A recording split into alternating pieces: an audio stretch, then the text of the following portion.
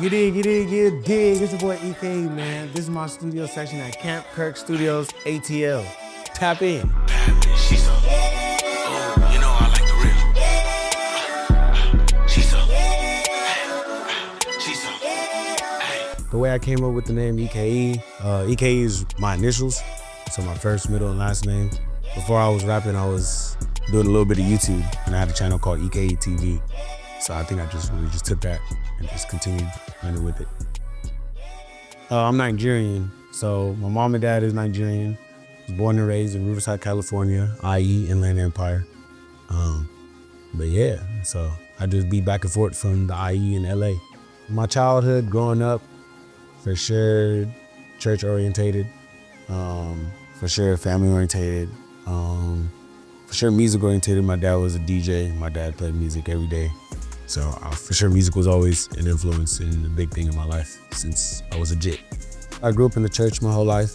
So my mom sang in the choir at the church. So I for sure got my voice from her. I started singing in the church. And then I started singing in elementary choir, started singing in middle school choir. And yeah, that's for sure like, you know, made its way into just my whole music artistry and stuff like that. So yeah, my sound is really that whole party turned up, and then I have like melodic vibes for the females, you know. Some memorable songs or people that my dad put me on was for sure like the greats like Jimi Hendrix, Prince, Michael Jackson, you know, stuff like that. And then also like, you know, the church music and the soul music for surely. So shout out to him for that. I wouldn't really say I have a big influence, but if I did, it would for sure probably be like Chris Brown or like Playboi Carti.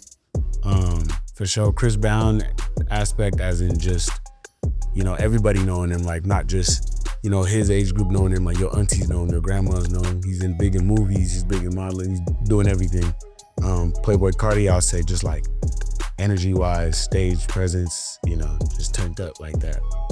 First time I ever made a song was actually like in middle school for real. Like this is before I even knew I was just playing around and made it off my phone.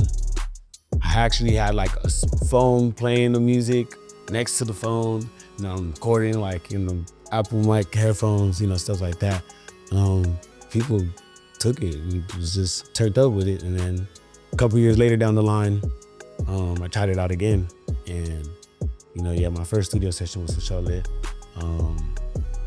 After, you know, I just dropped a couple, or after I was previewing a couple to my peoples and they was like fucking with it, so I just kept going.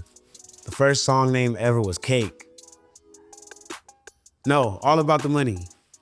It was an instrumental to All About the Money. I forgot who the artist was, but it was an instrumental remix to that. My creative process for making music for sure would be finding the beat first. The beat gotta be different. I hate generic beats that sound like everything else or YouTube beats. I can't do that. I gotta have something that makes me, you know, really fall in love with it. After I find the beat, I start finding the melody or, you feel me, the hook.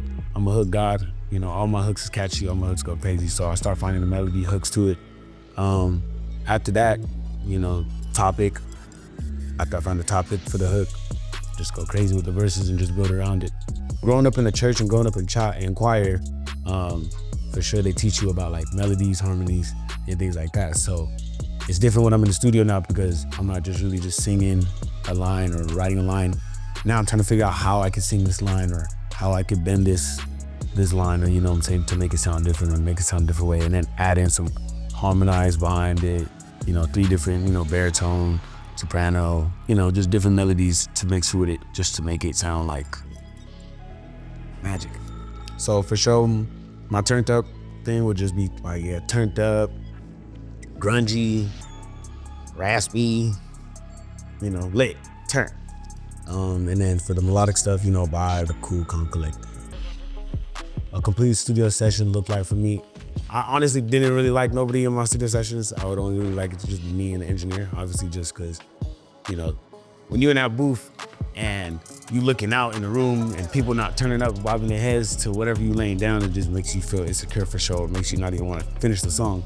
But I mean, over time, for surely having girls in the session or having girls, you know, just gives me that energy, gives me a little inspiration. So I'll say probably just girls. You always turned up in the section or the session, you know? My favorite part about being an artist is for sure performing. Like, I love that stage. Like, when I get on the stage, it does not matter. Like, I've never been a shy type either. Just growing up, you know, performing in church already, performing in choirs already, like, never been shy for real. So when I hit that stage, it's just a different feeling. I just love it. And I just love seeing the reaction of people turning up to something I made too. That's the best feeling in the world, for sure.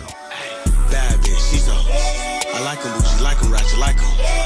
That's my type, that's what I like, hella. Yeah, you know I like them. Ay, bad bitch, she's on. I like them, bougie, like them, ratchet, like them. That's my type, that's what I like, hella. Yeah, you know I like them. Don't waste time, pull up so I could beat it up. Baby, bend it over, love the ratchets that could eat it up. Freak bitch, I love